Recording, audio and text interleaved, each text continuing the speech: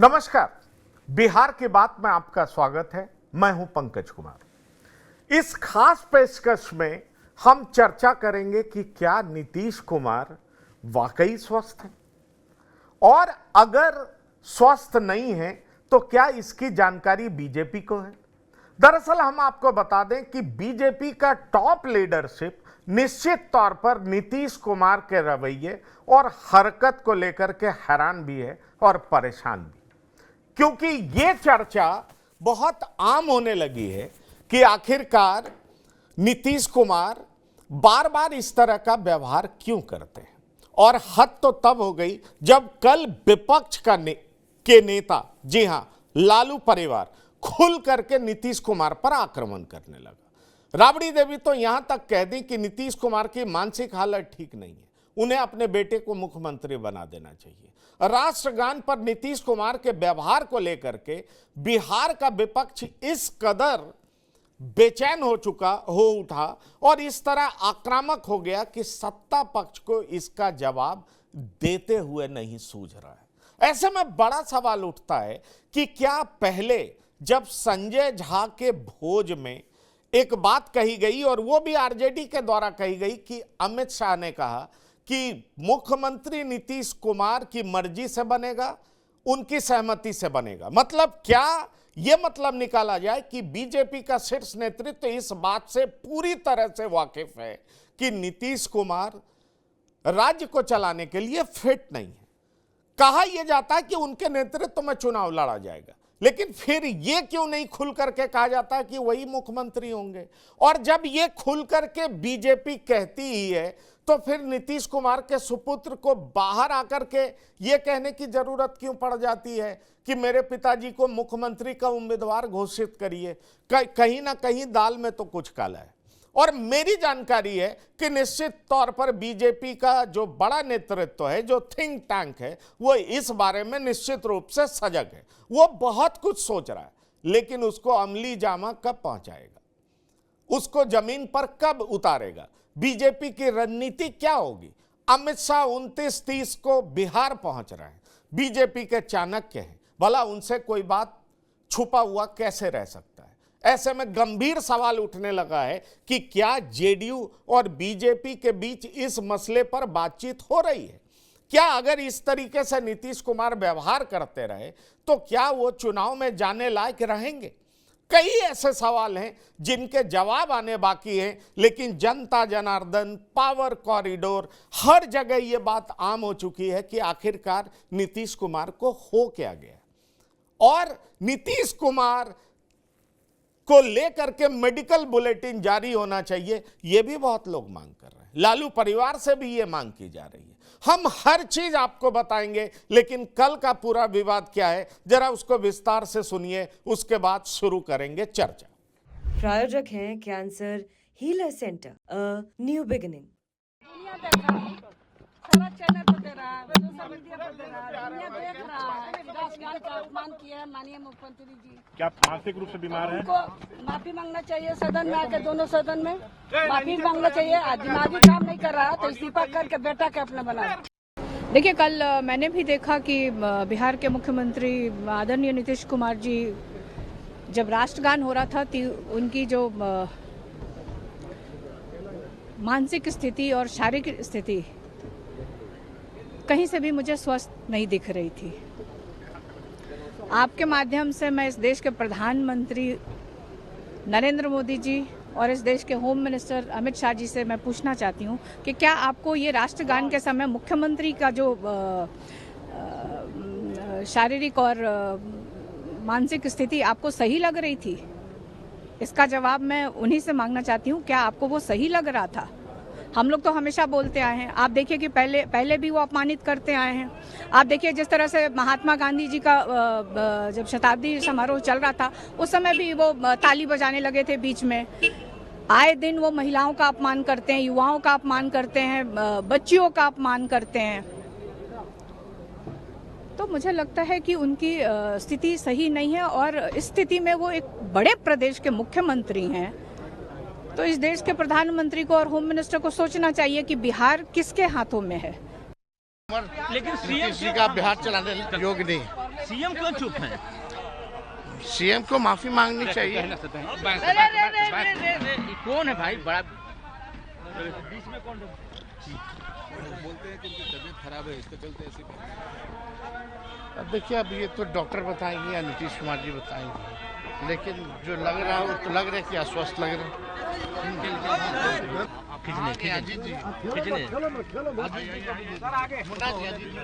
अरे यहीं से मारिए,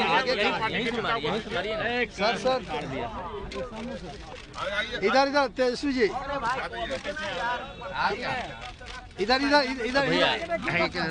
हो गया इधर। आरजेडी के नेताओं से हम पूछना चाहेंगे, इंटेंशन क्या है? भूल नहीं होती, अस्वस्थता नहीं है, लालू यादव का उम्र नहीं है, लालू यादव जी भूल नहीं करते हैं। क्या हर मुद्दे और बिंदु पर राजनीतिकरण किया जाए? क्या ये सही है? क्या इसके पहले नीतीश कुमार से भूल नहीं हुई? जब आपके साथ थे तो सदन में मोदी जी ने क्या आरोप लगाया?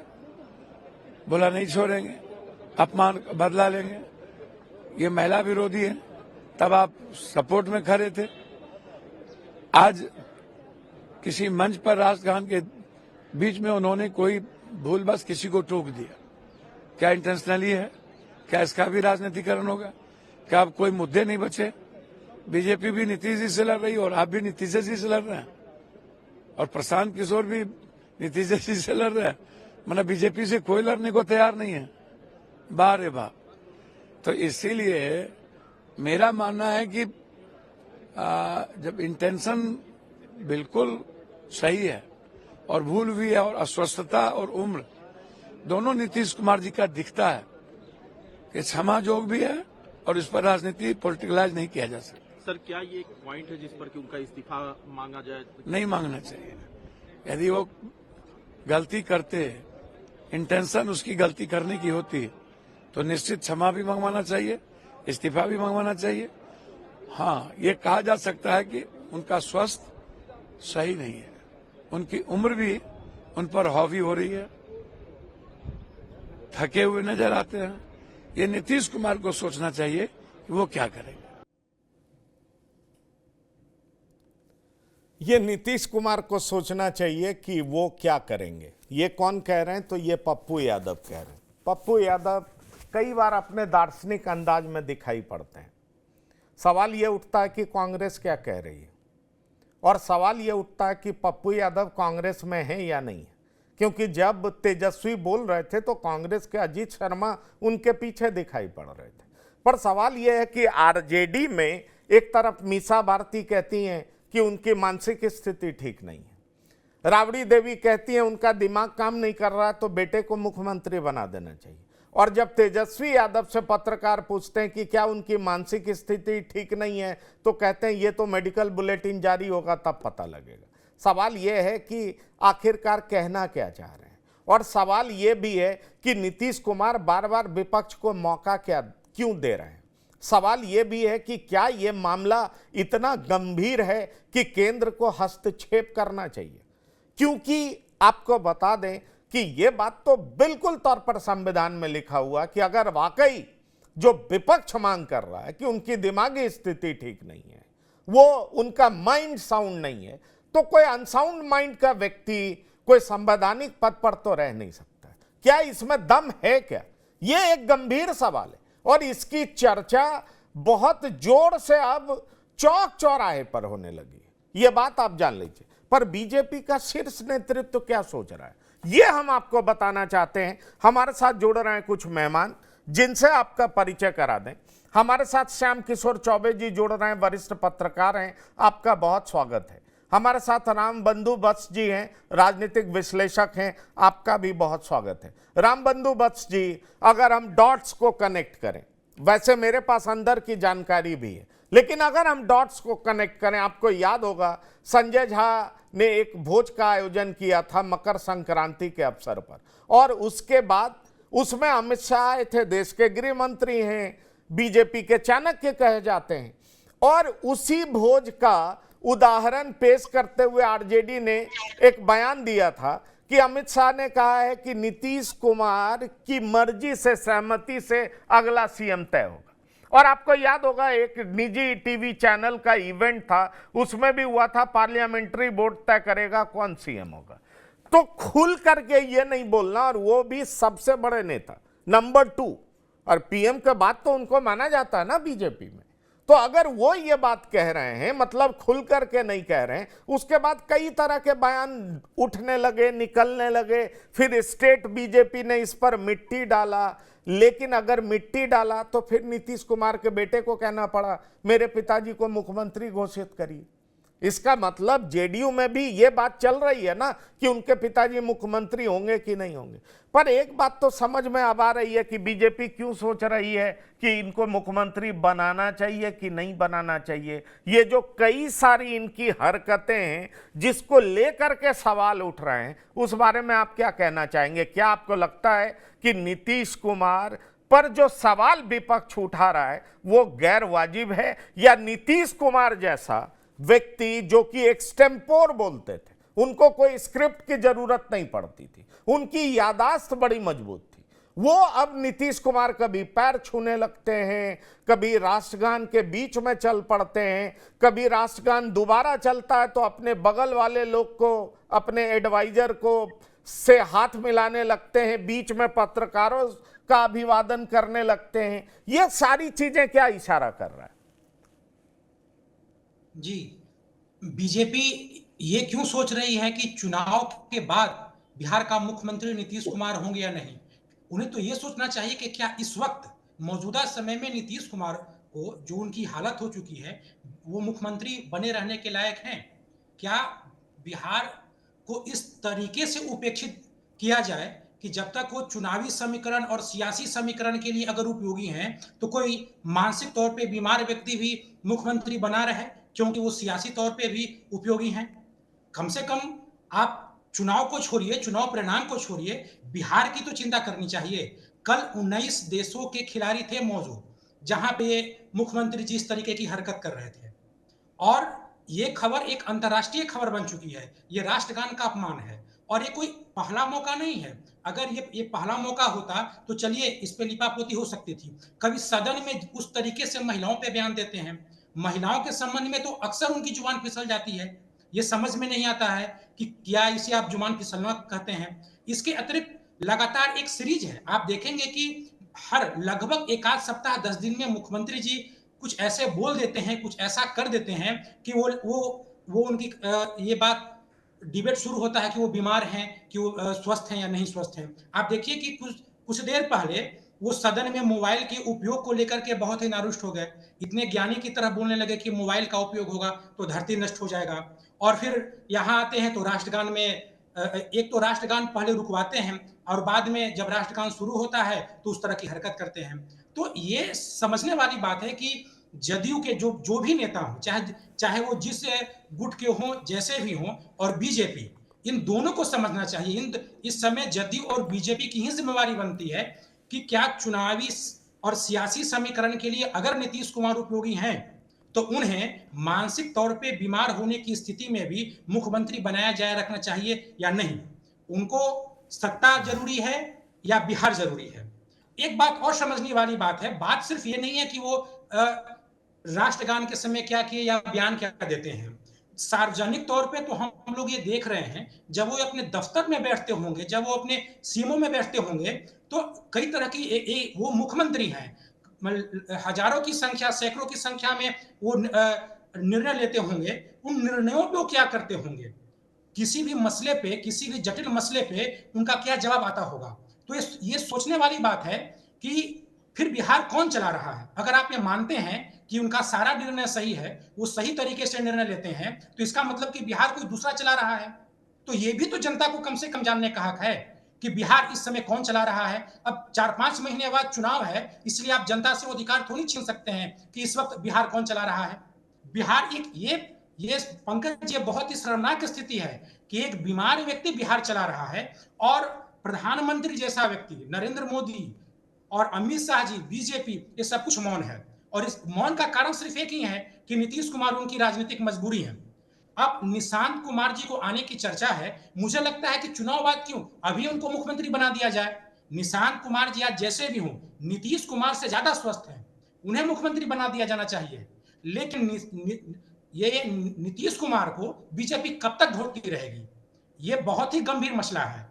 और नहीं, पर रामबंधु बस जी आप जो कह रहे हैं ये गंभीर मसला। हमारे साथ डॉक्टर संजय कुमार भी आ गए, राजनीतिक विश्लेषक, बिहार की राजनीति को बखूबी समझते हैं। पर श्याम किशोर चौबे जी आप हमारे साथ हैं। मैं आ रहा हूं डॉक्टर संजय कुमार आपके पास, आपका स्वागत तो कर ही दूं पहले। लेकिन श्याम किशोर चौबे जी, सीधा सा सवाल है, मेरे पास ये जानकारी है कि बीजेपी इस बात को लेकर के बहुत गंभीरता से विचार कर रही है कि क्या नीतीश कुमार मुख्यमंत्री बनने लायक हैं क्या?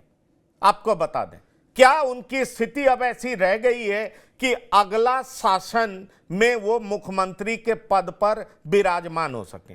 ये चर्चा तो है, खुल करके बीजेपी भले ही ना बोले, राजनीतिक मजबूरी नीतीश कुमार हो सकते हैं। लेकिन मुझे यह जानकारी है कि इस बात की चर्चा और इस बात को लेकर के बेचैनी बीजेपी के शीर्ष नेतृत्व में। और जैसा मैं जानता हूं, मुझे नहीं मालूम, लेकिन मैं ये जानता जरूर हूं, समझता जरूर हूं, ये मैं आपको कह सकता हूं कि जिस तरीके की स्थिति बनी हुई है, निश्चित तौर पर चुनाव तक भले ही बीजेपी इनका राजनीतिक उपयोग कर ले, लेकिन चुनाव के बाद ये मुख्यमंत्री नहीं बनने वाले। क्या कहते हैं आप? देखिए, चुनाव के बाद मुख्यमंत्री बनेंगे या नहीं बनेंगे, या इसके पहले भी वो रहेंगे कि नहीं रहेंगे, ये तो एक राजनीतिक सवाल हो गया। दूसरी बात, मतलब संक्षिप्त में केवल पहले मैं दो बातें कहना चाहता हूं कि अभी पूरे देश में हार्ड हिंदुइज्म का एजेंडा चलाया जा रहा है। उसमें संस्कृत की दो पंक्तियां, बहुत आसान संस्कृत की दो पंक्तियां मैं कहना चाहूंगा, महाजनो ये न गतः स पंथा, और दूसरा है वैदिकी हिंसा हिंसा न भवति। नीतीश कुमार इंजीनियरिंग की डिग्री धारी हैं, केंद्र में मंत्री रहे हैं और 20 साल से मुख्यमंत्री हैं। वे मतलब महापुरुष हैं, इसमें कोई शक नहीं है, वे सामान्य जन नहीं। और जब कोई महान आदमी कोई ऐसी हरकत करता है तो उसका संदेश बहुत नीचे तक जाता है। ऐसे में जैसा कि आप पहले से सुनते आए, पप्पू यादव ने कहा और बंधु जी ने कहा, अब फैसला तो भाजपा को लेना है, नीतीश कुमार को लेना है। हाउस इनके इस एक्ट पे जो इन्होंने राष्ट्रगान के समय किया, इसके चलते हाउस नहीं चल सका, विधानमंडल के दोनों सदन नहीं चल सके। इसके पहले नवंबर 2023 में हाउस में जब इन्होंने महिलाओं पर टिप्पणी की थी, तब प्रधानमंत्री, तब वित्त मंत्री निर्मला सीतारमण की क्या प्रतिक्रिया थी। इसके बावजूद जब ये 2 साल से इनको ढो रहे हैं, ऑलमोस्ट 2 साल हुआ, 2 साल नहीं हुआ, मेरे ख्याल से 1.5 साल के आसपास हुआ, ढो रहे हैं, उसके बाद भी बीच बीच में इनकी कई हरकतें आई, अधिकारियों के साथ इनका व्यवहार सार्वजनिक तौर पे, एक इंजीनियर के सामने कहते पाए गए कि मैं आपके पैर पकड़ता हूं। ये जो सारी बातें हैं, फिर रविशंकर प्रसाद जो इनसे 4 वर्ष छोटे हैं, उनका पैर छूने झुक गए। तो ये हरकतें क्या बीजेपी के टॉप लीडरशिप को नहीं मालूम है या नहीं देख रही हैं? जब आप देख रहे हैं, पूरी दुनिया देख रही है, तो वो भी देख रहे हैं, वो भी जान रहे हैं। खुद नरेंद्र मोदी का 2 बार ये पैर छूने की कोशिश करते नजर आए। तो ऐसी स्थिति में मुझको लगता है कि चुनाव बाद अगर बीजेपी ऐसा करती है तो शायद बहुत देर हो जाएगी, इसलिए कि बिहार फिलहाल राजनीतिक दृष्टिकोण से बिहार के अगले 6-7 महीने बहुत क्रूशियल है। क्रूशियल इसलिए है कि चुनाव है और चुनाव की तैयारी में सभी दल लगे हुए हैं, और खास करके विपक्ष, खास करके आरजेडी तो लगा ही हुआ है, कांग्रेस अपने ढंग से लगी हुई है। अगर वो दोनों मिलकर लड़ते हैं तो भी, अलग अलग लड़ते हैं तो भी, चुनाव आसान नहीं है, बिहार का चुनाव आसान नहीं। ऐसी स्थिति में जो बातें ये अभी यहाँ कर रहे हैं, जैसा मेरे भाई बंधु जी ने कहा कि सीएमओ में जब ये फाइल डील करते होंगे तो क्या करते होंगे, तो चुनाव के दौरान मंच से या मंच के बाहर ये कौन सी हरकत कर देंगे, इसका कौन सा ठिकाना है। और जब ऐसी ही हरकतें वहां आने लगेंगी, तब फिर तो ये बीजेपी उनको 7 महीना ढो के क्या पाएगी। ठीक है, फिर उसके बाद ठीक है। तो नहीं, एक मिनट सर जी, चुनाव तो बहुत सेंसिटिव होता है ना। वहां एक लाइन कहा गया, कोई एक लाइन कही गई बात या कोई एक बहुत दूरगामी प्रभाव देता है, मतलब चुनाव के रिजल्ट को वो प्रभावित कर देता है। ऐसी स्थिति में सोचना बीजेपी को है, नीतीश जी को क्या सोचना है। इनका तो हाउस में बीजेपी और जेडीयू वाले बचाव ही करते नजर आए। जी हाँ, ये वो मेरा कहना। चलिए, बचाव करते हुए नजर आए, लेकिन डॉक्टर संजय कुमार, मैं आपको बता दूं कि बीजेपी का नेतृत्व बेचैन है। बीजेपी का नेतृत्व चैन में नहीं है और आए दिन इस तरह के सवाल उठ रहे हैं, तो बीजेपी का थिंक टैंक निश्चित तौर पर काफी ज्यादा एम्बैरेस्ड है, आपको हम ये बता सकते हैं। और किसी से यह बात छिपी हुई नहीं है कि नीतीश कुमार किस स्थिति में। ऐसे में गंभीर सवाल फिर उठता है। मीसा भारती बोलती है मानसिक और शारीरिक रूप से स्वस्थ नहीं है, और जब तेजस्वी यादव से पूछा जाता है तो वो कहते हैं कि अरे भाई स्वस्थ हैं मानसिक रूप से कि नहीं, ये तो मेडिकल बुलेटिन बताएगा, लेकिन उन्होंने राष्ट्रगान का अपमान किया है और ये बर्दाश्त नहीं किया जाएगा। दरअसल ये जो विपक्ष के भी बयानों में विरोधाभास है, मतलब एक ही परिवार के भाई बहन में, और समझ लीजिए कि बीजेपी मौन है, बीजेपी सब कुछ जानते हुए मौन है, पर बेचैन जरूर है। आपको लगता है अभी भी इनकी राजनीतिक महत्ता इतनी है कि दोनों दल जिधर ये चले जाएंगे दोनों अपनाने के लिए तैयार हैं और इसीलिए खुल करके कुछ बोल नहीं पाते हैं। तेजस्वी यादव से पत्रकार ने, हमने दिखाया भी कि एक पत्रकार ने पूछा क्या मानसिक रूप से बीमार है, तो वो कहते हैं ये तो मेडिकल बुलेटिन ना बताएगा कि क्या है। पर राबड़ी देवी ने तो कह दिया दिमाग खराब है तो अपने बेटे को मुख्यमंत्री बना दे। मीसा भारती ने तो कह दिया उनकी मानसिक और शारीरिक स्थिति ठीक नहीं है। और मुझे यह जानकारी है कि बीजेपी में बेचैनी है उनकी स्थिति को लेकर के, निश्चित रूप से चिंता है। और आपको याद होगा संजय झा के घर पे भोज हुआ था और उसके बाद आरजेडी के हवाले से ये खबर आई थी कि पर्सनल बातचीत में कुछ लोगों से बातचीत में अमित शाह ने कह दिया था कि मुख्यमंत्री कौन होगा ये नीतीश कुमार की सहमति से ही तय होगा। तो इसके मायने निकाले जाने लगे कि नीतीश सीएम नहीं होंगे, और शायद यही वजह थी कि उनके बेटे भी कहने लगे कि पहले पिताजी को मुख्यमंत्री का उम्मीदवार घोषित करो।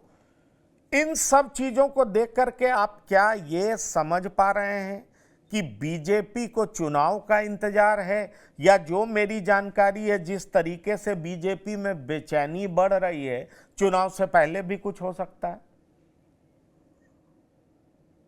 नहीं, बीजेपी चाहेगी चुनाव का इंतजार करना कि जिस तरह से भी हो नीतीश कुमार जी कम से कम चुनाव तक मुख्यमंत्री पद पर बने रहे। देखिए, पर्दे के पीछे और पर्दे के बाहर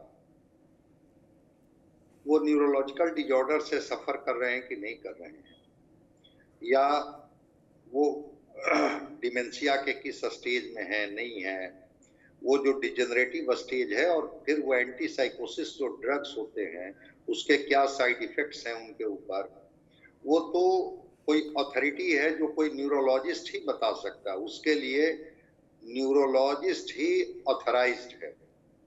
कोई आम व्यक्ति अगर बोलता है तो वो बोलने के लिए अधिकृत नहीं है। शायद तेजस्वी जी ने इसीलिए सधे हुए अंदाज में कहा कि वो मेंटली फिट है कि नहीं है ये मैं कौन होता हूँ, ये तो कोई न्यूरोलॉजिस्ट मेडिकल बुलेटिन जारी करके बता सकता है उनके मानसिक स्वास्थ्य के बारे में। नहीं, पर उनकी मां तो कह रही है ना, उनकी मां कह रही है, उनकी बहन कह रही है, जो विधान परिषद की नेता उनकी मां है वो कह रही है। ये मेरे शब्द नहीं है, मैं आपको ये बता रहा हूं, ये मेरे शब्द नहीं है, मीसा भारती के शब्द हैं, ये उनकी मां राबड़ी देवी के शब्द हैं। हाँ, तो राबड़ी देवी और मीसा भारती जी बोल रही हैं, हम उसको भी पॉलिटिकल बयान ही मानेंगे क्योंकि वो भी इसके लिए ऑथराइज नहीं है। लेकिन नीतीश कुमार जी की भाव भंगिमा सार्वजनिक जगहों पर जिस तरह से आ रही है, अब गांधी जी का जो शहादत दिवस मनाया जाता है और सार्वजनिक मंच से ये ताली बजाने लगते हैं। पैर छूने की घटना तो कई बार इन्होंने पैर छू दिया, अपने से कम उम्र के लोगों का भी ये पैर छूते हैं, हाथ जोड़ने लगते हैं, तेजस्वी जी ने कहा, चूंकि अब तो जमाना है विजुअल का, तस्वीरें तो झूठ नहीं बोलती हैं, तरह तरह के इशारों को लेकर के भी। और कल तो 52 सेकंड का होता है राष्ट्रगान। अब 52 सेकंड भी मुख्यमंत्री जी शांत नहीं रह सकते हैं। हुआ कि भाई मुख्यमंत्री जी आएंगे और पहले ही राष्ट्रगान होगा। इन्होंने कहा कि नहीं नहीं, पहले हम पाटलिपुत्रा स्टेडियम घूमें। लोगों ने कहा कि हाँ ठीक है। ये पहले स्टेडियम घूमने चले गए। स्टेडियम घूम करके आए तो फिर हुआ कि हाँ ठीक है, अब तो कम से कम राष्ट्रगान हो गया। और वो जो राष्ट्रगान में जो तस्वीरें आई, तो 52 सेकंड भी अगर नीतीश कुमार जैसे व्यक्ति जो संजीदा थे, शांत थे, सौम्य थे, अगर वो नहीं रह सके और वो जो बार बार इनके बगल में खड़े दीपक कुमार इनको इशारा कर रहे हैं, अपने हाथ से इनको रोकने के स्थिति में है, फिर भी कभी प्रेस को अभिवादन करने के मुद्रा में आ जा रहे हैं, कभी दीपक कुमार से कुछ बात करने की स्थिति में आ जाते हैं।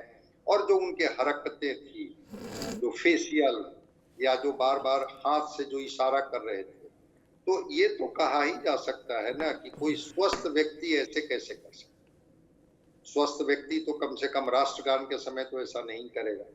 तो ताली बजाना, पैर छूना, ये सबको लेकर के इशारा करना, इस तक तो बात चल ही रही थी। कल राष्ट्रगान में भी जब उन्होंने वो दृश्य उपस्थित कर दिया तो माना तो जाएगा कि हाँ, मुख्यमंत्री जी स्वस्थ पूरी तरह से नहीं। अब रह गई बात कि विपक्ष हमलावर है, इनके पार्टनर बीजेपी मौन है, और वो भी चाहती है भाजपा की नहीं, ये इन्हीं के नेतृत्व में चुनाव लड़ा जाए, चूंकि वो बोल चुके हैं। तो देखना होगा कि बीजेपी क्या करती है, कौन सा निर्णय लेती है। आज तो सदन भी लोग वॉकआउट किया, 3:30 के बाद फिर से सदन की कार्रवाई शुरू होनी है। देखते हैं चल पाता है नहीं चल पाता है। लोग तख्तियां लेकर के खड़े हैं और वो जो सारे बता रहे हैं प्रमाण की, अगर राष्ट्रगान का कोई व्यक्ति अपमान करता है तो कितने साल की सजा है, क्या क्या सजा है, ये सारी चीजें बताई जा रही हैं। तो मुख्यमंत्री जी मानसिक तौर पर जिस तरह से वो दिख रहे हैं या उनका जो व्यवहार दिख रहा है, उस व्यवहार को लेकर के सवाल तो अब कितने दिनों तक, चूंकि अगर ये बहुत डिजेनरेटिव होगा, बहुत तेजी से ये डिजेनरेट करेगा, तो मैं नहीं समझता हूं कि ये चुनाव तक भी ये चीजें रुक पाएंगी। चुनाव के पहले भी हो सकता है कि, और आज तो राबड़ी देवी जी ने कह ही दिया कि भाई कहाँ हम कह रहे हैं कि हमको मौका दीजिए, आप अपने पुत्र को ही जिम्मेवारी दे दीजिए, कुर्सी उन्हीं के पास रहेगी। लेकिन कम से कम अब तो आप कम से कम सत्ता से किनारे हो जाइए। और कई बार जो सार्वजनिक मंचों पर जो इनकी हरकतें हुई हैं, तो दबी जुबान से ही, पर्दे के पीछे ही चर्चा तो होती ही है ना। नहीं, चर्चा देखिए, चर्चा हो रही है और हम तमाम विजुअल्स भी दिखा रहे हैं जो हमें ये लगता है कि इतना विलक्षण प्रतिभा का व्यक्ति जो कि मुख्यमंत्री की कुर्सी पर रहते हुए हमेशा एक नया नया कीर्तिमान स्थापित किया हो, हमेशा चर्चा में रहा हो, और वो व्यक्ति अगर इस तरह का व्यवहार करे तो निश्चित तौर पर यह कहा जा सकता है कि वो नीतीश कुमार नहीं है जो पहले थे। रामबंधु बस जी, आप क्या देख पा रहे हैं? आपको लग रहा है कि चुनाव से पहले इनको बदला जा सकता है? जिस तरीके से विपक्ष हमलावर है, बार बार चर्चा हो रही है कि दिमागी रूप से इनकी स्थिति ठीक नहीं है। विपक्ष अब ये बात कह रही है ना, प्रशांत किशोर खुल करके कह रहे हैं कि अगर ये बिना कागज के अपने मंत्री को पहचान लें और नाम बोल दें तो हम मान जाएंगे कि ठीक है। इस तरह का बयान, ये मेरे शब्द नहीं है, ये उनके विरोधी के शब्द हैं जो बिहार में राजनीति कर रहे हैं। आपको लग रहा है कि जिस तरह का नैरेटिव अब नीतीश कुमार के विरोधी सेट कर रहे हैं, उसको लेकर के बीजेपी निश्चित रूप से कुछ ना कुछ कार्रवाई करेगी, कुछ ना कुछ सोचेगी, या अभी भी आपको लगता है कि ये राजनीतिक मजबूरी है, विधानसभा चुनाव तक इंतजार करेगी? जी, लगभग 1.5-2 महीना पहले तो प्रशांत किशोर ने यहाँ तक कहा था कि इनकी बीमारी के लिए मैं RTI दायर करूंगा कि किस हॉस्पिटल में जाते हैं, कैसे इलाज करवाते हैं। तो इनकी तबीयत को लेकर के तो एक चर्चा है। अब मान लेते हैं कि जब तक कोई डॉक्टर सार्वजनिक तौर पे आकर के ये न कहे कि बीमार हैं, तब तक क्या इनके जो बदले बदले से व्यवहार हैं उससे इनके बीमारी की चर्चा नहीं हो सकती है क्या? ये नीतीश कुमार जैसे गंभीर नेता ये और मुख्यमंत्री के रूप में भी काफी गंभीरता से इन्होंने अपना कार्यकाल पूरा किया है, और उसके बाद जो वर्तमान जो उनका व्यवहार है, ये तो यही सबसे बड़ा प्रमाण है कि उनकी तबीयत ठीक नहीं है। और ऐसे में बीजेपी, देखिए ये तो चूड़ादही के कार्यक्रम से पहले से ही जो संजय झा वाली जो बात आप अभी बता रहे थे कि बीजेपी आने वाले चुनाव में इनको मुख्यमंत्री बनाएगी कि नहीं बनाएगी, तो ये तो उनका बीजेपी का रवैया लगता है कि जहां तक हो सके वो इलेक्शन तक इनको बनाए रखें।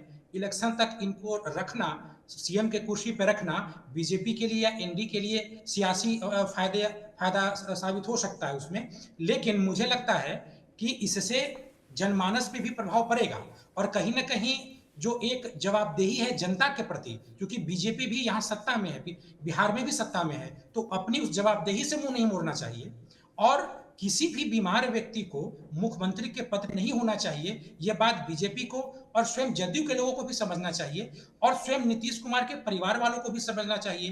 परिवार वालों के लिए मैं इसलिए कह रहा हूं क्योंकि आज न कल निशांत कुमार आने ही वाले हैं, तो पहले ही आ जाए, इसमें क्या दिक्कत है। एक और सवाल है, मान लेते हैं कि नीतीश कुमार जी का जिस तरीके से व्यवहार है, अगर बिहार के डीजीपी का वो व्यवहार होता तो क्या वो पद पे रहते? क्या किसी जिला के कलेक्टर का वो व्यवहार रहता तो पद पे रहते?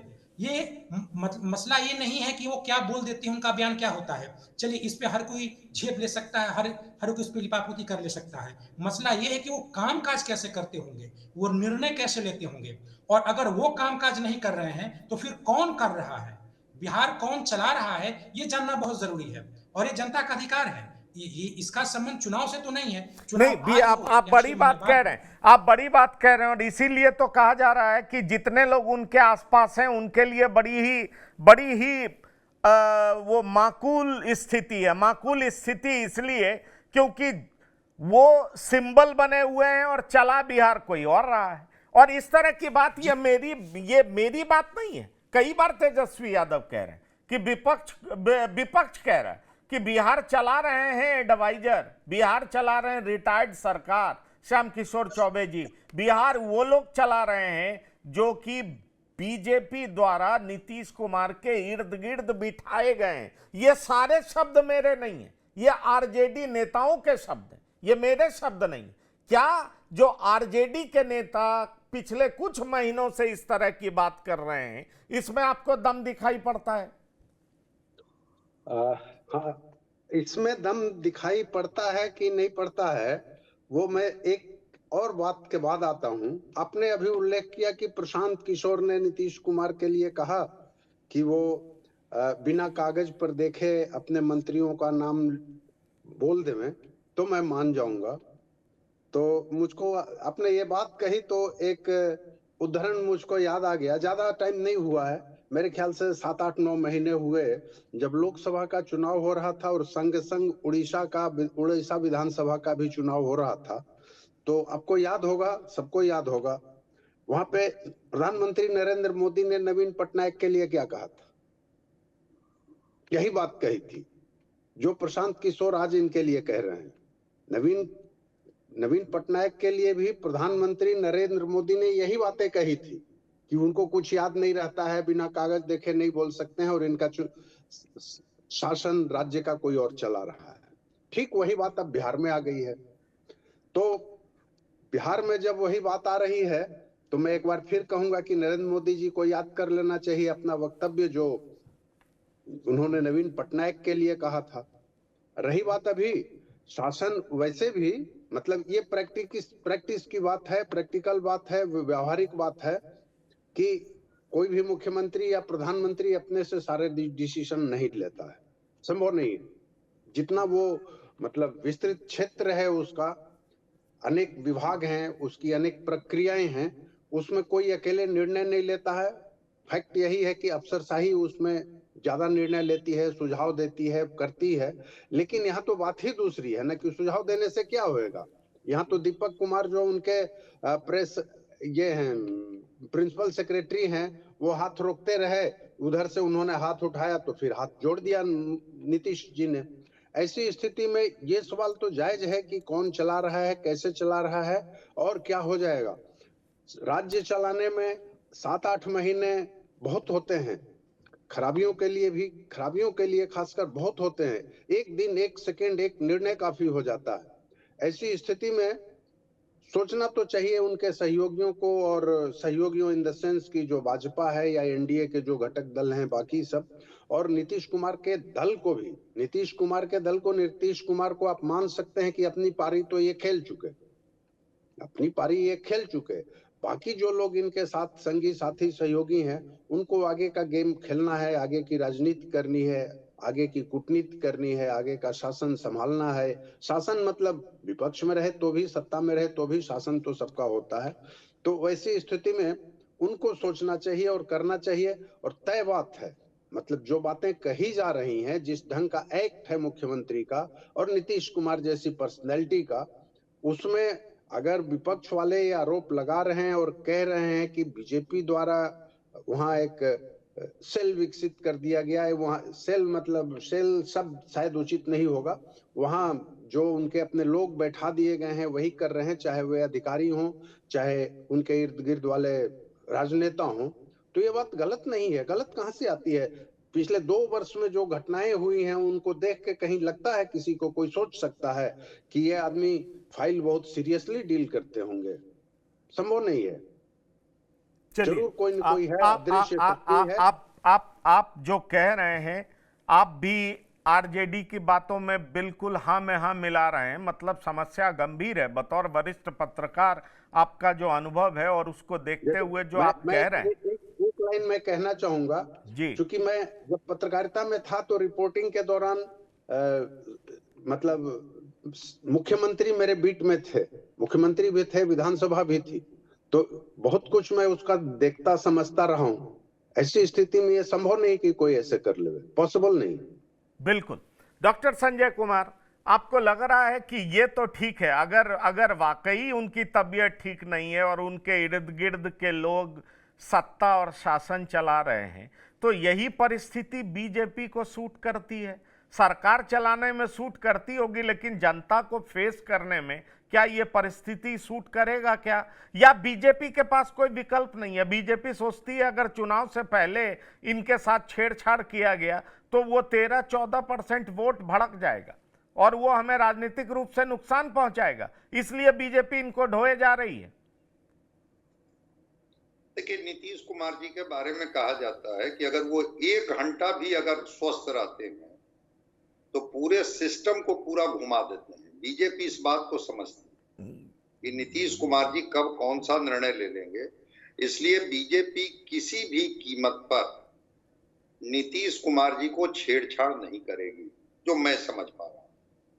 रह गई बात कि इनकी भाषा, इनकी भंगिमा, इनका भाव, अब कल ही कह रहे थे कि 10 साल अगर इसी तरह से लोग मोबाइल देखते रहेंगे तो धरती पलट जाएगी, और कहे कि ये बात इनको भविष्यवाणी पता चल गई थी 19 में, अब 19 के बाद से ही मोबाइल देखना बंद कर। अब 19 के बाद जो अभी मोबाइल लोग देख रहे हैं, 10 साल के बाद तो कह रहे कि धरती ही नहीं रहेगी। नीतीश कुमार की ये भाषा नहीं थी, इस तरह का प्रिडिक्शन ये नहीं करते थे। नीतीश कुमार की ये भंगिमा भी नहीं थी। भाई, सदन का कस्टोडियन होता है वहां का चेयरमैन, ये जिस अपर हाउस में बोल रहे थे, इनको रोकिए, मोबाइल बंद कराइए, इस तरह का जो डिक्टेशन इनका था उसमें लग रहा था कि वो नीतीश कुमार नहीं है जो नीतीश कुमार एक जाने जाते थे सुचिता के लिए। बिहार विधानसभा में स्पीकर को विजय सिन्हा थे, उनके लिए भी जो शब्दों का इस्तेमाल नीतीश कुमार जिस तरह से आकर के किए थे सबको पता है। और कई लोगों ने कहा कि नीतीश कुमार जी पहचानने से इनकार कर गए। तो जो सिम्टम्स, जो बहुत सारे सिम्टम्स दिखते हैं इनके भाव में, इनके विचारों में, इनके व्यवहार में, उससे तो लगता ही है ना। अब रह गई बात कि चूंकि कोई बोलना नहीं चाहता है और कोई इसके लिए अथॉरिटी है नहीं, वो कोई फिजिशियन या कोई न्यूरोलॉजिस्ट भी नहीं बोल सकता। जो डॉक्टर इनके इलाज कर रहे हैं वही कुछ बोलने की स्थिति में, उसके अलावा कोई बोलने की स्थिति में नहीं। तो अगर कोई बोलने ही की स्थिति में नहीं है, लेकिन जो व्यवहार और व्यवहारों के द्वारा जो असहजता उत्पन्न हो रही है, हमको आपको असहज कर रहा है क्या? बीजेपी को असहज नहीं कर रहा होगा इनका व्यवहार कि ये क्या कर रहे हैं। वो राष्ट्रगान जो चल रहा था और जहां बिल्कुल कैमरे के सामने ये खड़े होकर के, और मुश्किल से लगता है कि 5 सेकंड भी स्थिर नहीं रहे, और दीपक कुमार को किस तरह से इशारा करने लगे, किस तरह से बार बार उनको टोकने लगे, हंसने लगे, मुस्कुराने लगे, हाथ जोड़ करके अभिवादन करने लगे। नीतीश कुमार क्या बहुत सामान्य होते तो ऐसा व्यवहार करते क्या? तो नहीं करते तो फिर क्या है, जिस तरह से पेट पर वो बार बार हाथ सहलाते रहते हैं, या जो लिप्स का जो इनका मूवमेंट कुछ दिन पहले तक था, वो सारे चीजें तो एंटी साइकोटिक ड्रग्स जो होते हैं उसी का इम्पैक्ट का प्रभाव होता है। बिल्कुल बिल्कुल डॉक्टर संजय, लेकिन हम आपको बता दें रामबंधु बस जी, मेरे पास ये जानकारी है कि बीजेपी ये सोच रही है कि अब एक नया चेहरा आना चाहिए, और वो शायद पोस्ट इलेक्शन सोच रही है, और जेडीयू को इस बात का एहसास हो गया, इसीलिए जेडीयू का एक बड़ा तबका जो नीतीश कुमार का सिंपैथाइजर है, जो चाहता है कि ये जाति सत्ता में बरकरार रहे, वो निशांत की बैटिंग जोरदार तरीके से करने लगे, और वो निशांत को आगे करने लगे, ताकि अगर नीतीश को बीमार कहा भी जाता है तो निशांत उस जगह को भर सकें। पर सवाल फिर वही उठ रहा है कि क्या चुनाव तक इंतजार करेगा? मेरी जानकारी में चुनाव बाद तो बीजेपी इनको सीएम बनाने नहीं जा रही, ये बात आप जान लीजिए। जो मेरी जानकारी है कि सीएम इनको नहीं बनाएगी, हाँ नीतीश की मर्जी से सीएम होगा। तो सवाल उठता, अगर इस तरह की बात होती है तो क्या आपको लगता है कि निशांत की एंट्री नहीं होगी तो वो डिप्टी सीएम बना दिए जाएंगे और बीजेपी का चीफ मिनिस्टर होगा, अगर एनडीए के पास समुचित नंबर होता है तो? जी देखिए, पहली बात तो ये कि बीजेपी को ये अभी ही तय करनी चाहिए कि वो बिहार को प्राथमिकता दे या फिर अपने सियासी समीकरण को, ये तय करना चाहिए, और इस जवाबदेही से वो मुकर नहीं सकती है। और मान लेते हैं कि पोस्ट इलेक्शन क्यों, जदयू कोटे का ही कोई आ जाए, निशांत जी अभी ही चले आए, इसमें क्या दिक्कत है? पोस्ट इलेक्शन तो बीजेपी ऐसे भी, अगर ये स्वस्थ भी होते, नीतीश कुमार अगर स्वस्थ भी होते, लेकिन जैसा इनका 20 में प्रदर्शन रहा और बीजेपी अपने बलबूते जिस तरीके से कुरुम एकता रैली करवा रही है, तो जो राजनीतिक या चुनावी मापदंड है उसके अनुसार भी स्वस्थ रहते हुए भी नीतीश कुमार को बीजेपी अब मुख्यमंत्री बनाने नहीं जा रही थी। क्या बीजेपी अब देखिए कि नीतीश कुमार, नीतीश के बाद निशांत, यानी अब बीजेपी नीतीश कुमार के बाद क्या निशांत कुमार की भी पालकी होगी? तो जो राजनीति का तकाजा है उसके अनुसार तो नीतीश कुमार स्वस्थ होते तो भी अब सीएम बनने वाले नहीं थे, लेकिन बात इनकी अस्वस्थता की है। और जिस तरीके से सार्वजनिक तौर पे मुख्यमंत्री जी का जो बदला हुआ व्यवहार रखता है, ये आलोचना के पात्र नहीं है। निश्चित तौर पे वो आदर और दया के पात्र हैं, लेकिन मसला बिहार का है। तो मुझे लगता है कि बीजेपी को ये सोचनी चाहिए और थोड़ा बहुत अपनी कुछ जो सियासी समीकरण हो, वो अमित शाह जी खुद बहुत बड़े चाणक्य हैं, वो किसी तरीके से आगे पीछे करके सेट कर सकते हैं या थोड़ा बहुत कुर्बानी भी दे सकते हैं, लेकिन वो नीतीश कुमार जी को इलेक्शन के पहले भी मुख्यमंत्री बनाए रख करके और बिहार की जनता का इस तरीके से कैसे अपमान कर सकते हैं? क्या बिहार इतना गया गुजरा हो गया कि एक बीमार व्यक्ति उसको चलाए और उस पर बीजेपी मौन रहे? ये तो समझने वाली बात है। तो बीजेपी को तय करना चाहिए और अभी तय करना चाहिए। इलेक्शन 2-4 दिनों में नहीं है, ये अप्रैल में और मार्च अप्रैल में इलेक्शन नहीं होने वाला है। यहाँ तो मुख्यमंत्री अगर नए आएंगे भी तो नवंबर दिसंबर के महीनों में आने वाले हैं। बहुत लंबा साल है, तब तक साल 2025 पूरा बीत जाएगा। अभी शुरुआत हुई और वो बीत जाएगा, तो ये साल कहाँ जाएगा ये बिहार? तो ये बड़ा बात है, बिहार कौन चला रहा है और अब तक के मुख्यमंत्री कौन है? ये सवाल तो जनता केवल जदयू से नहीं, जितने भी सत्ता में बैठी हुई जितने भी पार्टी हैं, एनडीए उनसे पूछेगी। अब मुझे ऐसा लगता है कि बीजेपी का जो अपना जो जनाधार है वो 18 साल 15 साल सत्ता में रहे, लेकिन इस कदर वो बढ़ नहीं पाई। शायद उनमें कॉन्फिडेंस नहीं होगा कि वो ऐसी स्थिति में भी वो बिहार का साथ देने के बजाय वो इस समय अपनी सियासी समीकरण के बारे में सोच रहे होंगे। तो अब देखने वाली बात है ये सवाल का सटीक जवाब कि क्या इलेक्शन के पूर्व मुख्यमंत्री बदले जाएंगे, ये तो बीजेपी के लोगों को ही जवाब देना चाहिए। लेकिन मेरा तो स्पष्ट मानना है और बहुत सारे लोग, आम लोग इस बात की चर्चा कर रहे हैं। आप सड़कों पे तो चलिए, दुकान वाले, ठेला वाले, रिक्शा वाले, हर कोई कह रहा है कि मुख्यमंत्री इतने बीमार हैं तो कैसे चल रहा होगा बिहार। और यही तो अभी पंकज एक चर्चा हम किए थे कि अगर कोई जिले का कलेक्टर का रवैया इस तरीके से हो जाए, डीजीपी का रवैया हो जाए, ब्लॉक के किसी सीओ का रवैया हो जाए, तो क्या चल पाएगा? क्या वो पद पे बने रहते? तो फिर ये तो समझने वाली बात है। बहुत मुख्यमंत्री का पद बहुत ही महत्वपूर्ण होता है, बहुत सारा उनका कोष होता है, राजकीय कोष होता है, कैसे उस सब का वो सर्विलांस कर पाएंगे? सवाल सिर्फ निर्णयों का ही नहीं है, उसके क्रियान्वयन का भी है, उसमें आर्थिक जो खर्च हो रहा है उसका भी है। कल को कैसे जवाबदेही दे पाएंगे कि किस पैसे का कैसे खर्च हुआ? जो बिहार चला रहा है उसके पास उसके कलम में ताकत नहीं है। लेकिन इसीलिए तो आरजेडी कह रही है ना कि मुख्यमंत्री नहीं चला रहे हैं, वो तो बैठे हुए हैं, डमी हैं, वे सरकार तो एडवाइजर चला रहे हैं, सरकार अफसर चला रहे हैं। इस तरह की बात तो आरजेडी बहुत दिन से कहती आ रही है। और नीतीश कुमार का ये रवैया क्या वाकई ये साबित करता है जो आरजेडी कह रही है? श्याम किशोर चौबे जी, साबित तो करता ही है, इसमें कहां दो राय है? इसमें कोई दो राय नहीं है कि वो गलत कर रहे हैं। और जो परिस्थितियां हैं उसमें राम बंधु जी ने सही कहा। मैं मानता हूं कि बीजेपी को जब वो शासन में है और वो जब आते हैं लोगों के सामने, बीजेपी के लीडर्स तो बोलते हैं, ठीक है पॉलिटिकल लैंग्वेज ही है, लेकिन जिस किसी भी स्टेट में जाते हैं वहां लोग बोलते हैं, चाहे टॉप लीडरशिप हो चाहे स्टेट लीडरशिप हो, कि भाई ये राज्य मुझको बहुत प्यारा है। और उसमें जोड़ा जाता है कि मेरा ऐसे भी संबंध रहा है, वैसे भी संबंध रहा है।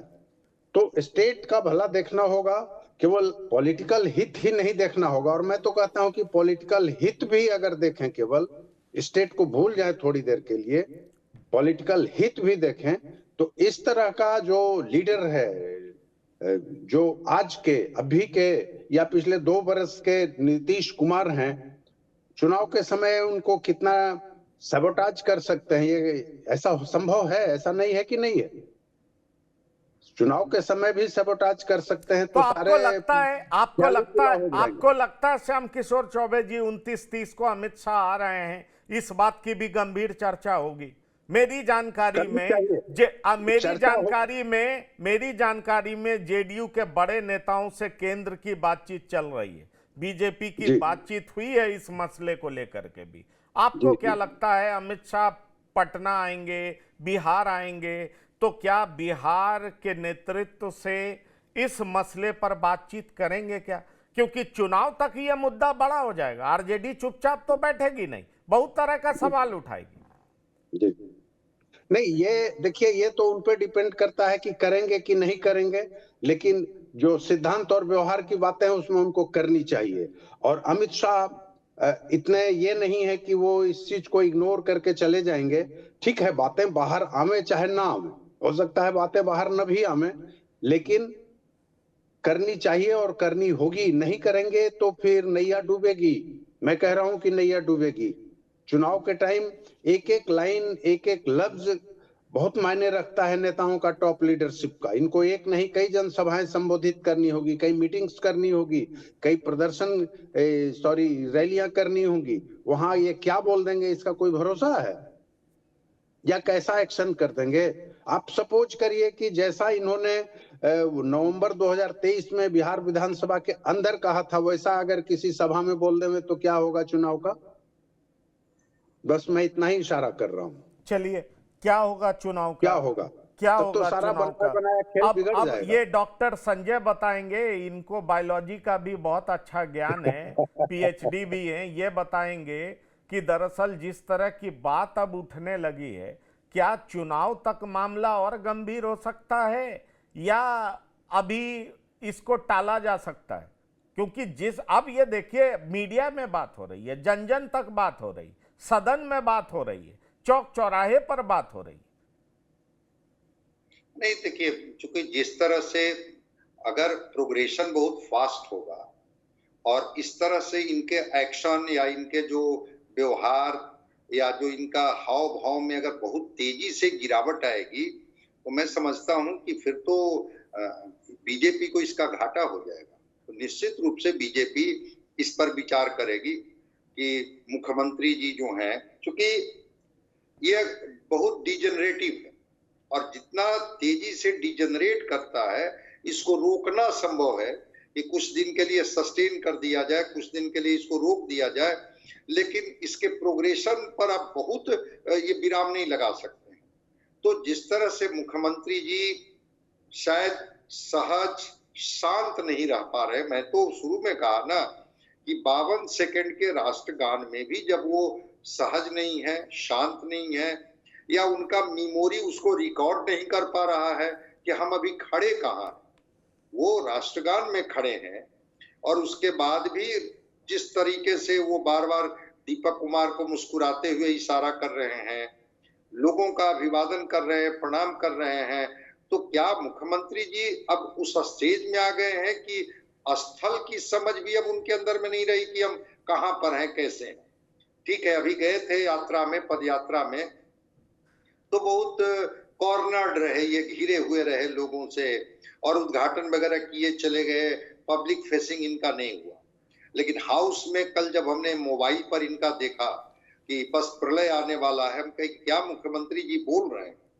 फिर मैंने, जब डिजिटल युग है, पेपरलेस जमाना आ गया और उसमें जो भी पूरक प्रश्न पूछे जाते हैं या मूल प्रश्न का ऑनलाइन जो जवाब सदस्यों को भेजा जाता है, तो पूरक प्रश्न तो अगर उसकी प्रति निकाल के लोग नहीं जाते हैं तो मोबाइल से पूछ ही लेते हैं। इसके पहले भी श्रेयसी सिंह ने विधान परिषद में, विधानसभा में पूछा था मोबाइल की मदद लेकर के, कि कल जिस तरह से ये बोले जा रहे थे, और मुख्यमंत्री जी की भाषा तू तड़ाक की भाषा नहीं थी।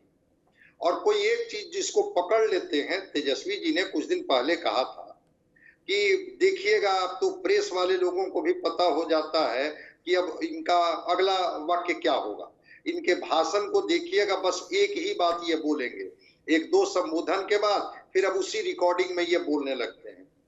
तो निश्चित रूप से मुख्यमंत्री जी का व्यवहार, हाव भाव और असहजता, जिस तरह से असहज कर रहे हैं, भारतीय जनता पार्टी को तो इम्ब्रेस करिए रहा होगा।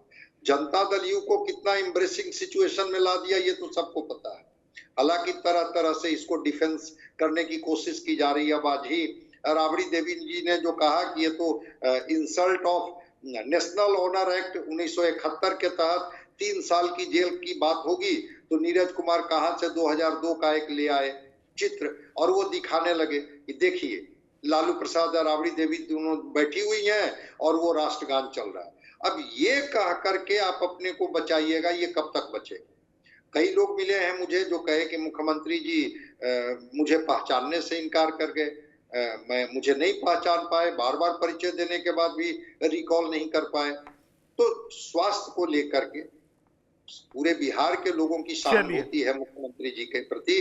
देखते हैं कब तक ये सस्टेन कर पाते हैं। आपको डॉक्टर संजय लग रहा है अमित शाह कुछ एक्शन लेंगे? अमित शाह बिहार आ रहे हैं, निश्चित तौर पर अमित शाह के लिए ये चिंता का सबब तो होगा। मेरी जानकारी में बीजेपी और जेडीयू के बड़े नेताओं में इस बारे में बातचीत हुई है, इस बारे में बातचीत हो भी रही है।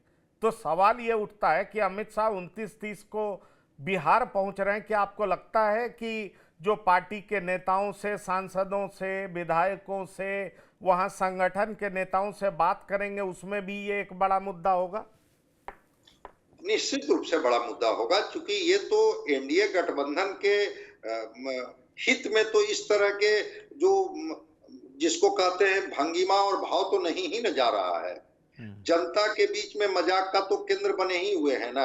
अब कहीं पर बताइए तो मनाई जा रही है पुण्यतिथि, शहादत दिवस, और उसमें ताली बजा रहे हैं, और ताली बजा रहे हैं तो सब लोग इस बात को देख करके असहज हो गए।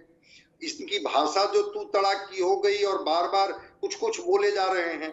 कल राष्ट्रगान का भी इन्होंने जिस तरह से ये कर दिया, तो गंभीरता पूर्वक अमित शाह जी इस पर विचार करेंगे। लेकिन फिर भी मैं कह रहा हूं, कोशिश करेगी बीजेपी कि चुनाव तक ये चले, जैसे भी ये चले। चुनाव के बाद मैं आपसे सहमत हूं, आपकी बात से मैं सहमत हूं कि चुनाव के बाद जो अगले मुख्यमंत्री का चुनाव होगा, शायद उसमें नीतीश कुमार जी स्वास्थ्य कारणों से अब इस लायक नहीं रह जाएंगे कि अगली मुख्यमंत्री की जिम्मेवारी भी इनको दी जा सके। चलिए ये बड़ी बात है डॉक्टर संजय, और सवाल यही उठ रहा है कि इतना विलक्षण प्रतिभा का व्यक्ति इस तरह का व्यवहार क्यों कर रहा है, जो एक्सटेम्पोर बोलते थे।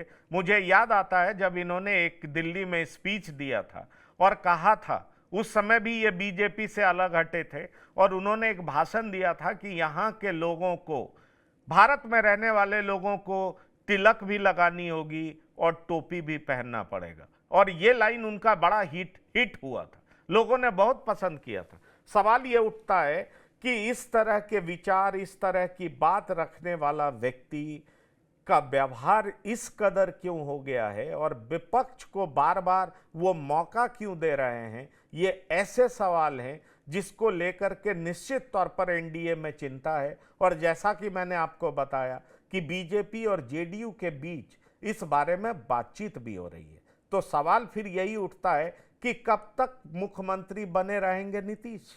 ये एक गंभीर सवाल है और इस सवाल का जवाब मुझे लगता है निश्चित तौर पर ढूंढा जा रहा होगा। श्याम किशोर चौबे जी, रामबंधु वत्स जी और डॉक्टर संजय कुमार जी, बिहार की बात में शिरकत करने के लिए बहुत बहुत धन्यवाद और शुक्रिया। तो बिहार की बात में इतना ही। ताज़ा तरीन खबरों के लिए आप लगातार देखते रहिए TV9। धन्यवाद, नमस्कार।